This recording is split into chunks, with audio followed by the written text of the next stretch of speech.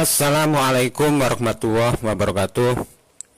Alhamdulillahilladzi arsala rasulahu bil huda wa dinil haq lidhirahu 'alad dini kullihi wa kafa billahi syahida.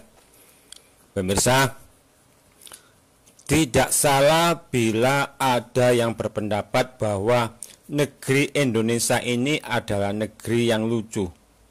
Lucu karena menurut data statistik pendudukan bahwa Indonesia itu jumlah penduduknya 80% beragama Islam. Bahkan menjadi negara dengan jumlah pemeluk Islam terbesar di dunia. Tapi nyatanya Islam tidak bisa ditegakkan secara kafah.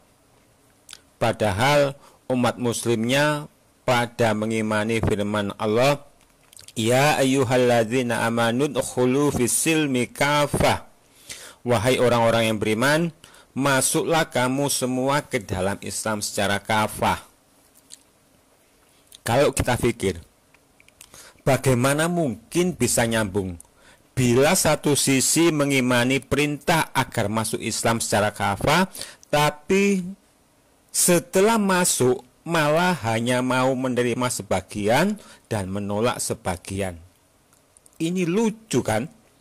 Lucu karena secara timbangan akidah yang jujur itu nggak nyambung, itu nggak ketemu ujung pangkalnya. Nah, yang lucu lagi, presidennya Islam, wakil presidennya Islam, menteri-menterinya banyak yang Islam. Ketua MK sampai ketua KPK juga Islam. Tapi kok yang menjadi negara korup? Menjadi negara korup. Ini nyata, bukan hoak. Dan ini diakui oleh semua pihak. Bahkan para pejabat negara negeri ini sendiri juga mengakui kalau para pejabat di negeri ini adalah korup. Dan yang super lucu lagi, di Indonesia ini jumlah ustadz kampungnya ada puluhan juta. Kalau dihitung, kiai atau ulamanya ada jutaan.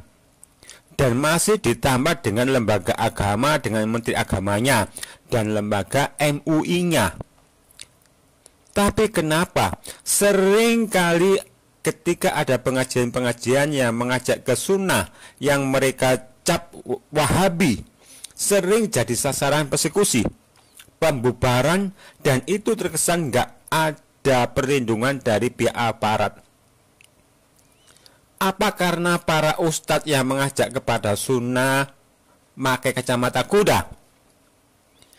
Bahkan mereka mengaku bahwa segala yang mereka jalankan ketika mempersekusi telah dapat restu dari para kiai. Loh kan?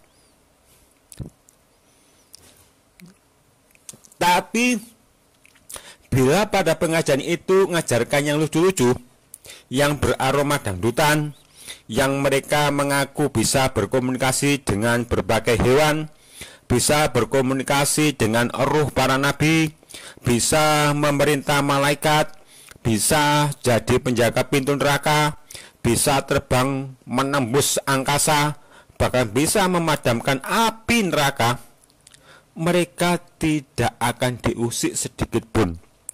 Bahkan mereka dapat penghargaan. Lucu ya? Itu kenyataan, tapi kenyataan yang ada di negeri ini. Dan lebih super konyol lagi, dengan akal sehat yang mana sampai-sampai sang kiai ini menganggap Rocky Gerung sebagai seorang rasul. Ini pakai nalar yang model apa? Dengan akal sehat yang mana sampai-sampai Anies Baswedan dianggap seorang Imam Mahdi, sementara di sisi yang sama sang kiai ini menyatakan haram mendoakan warga Palestina yang jutaan warga Palestina mati karena kebiadaban Israel.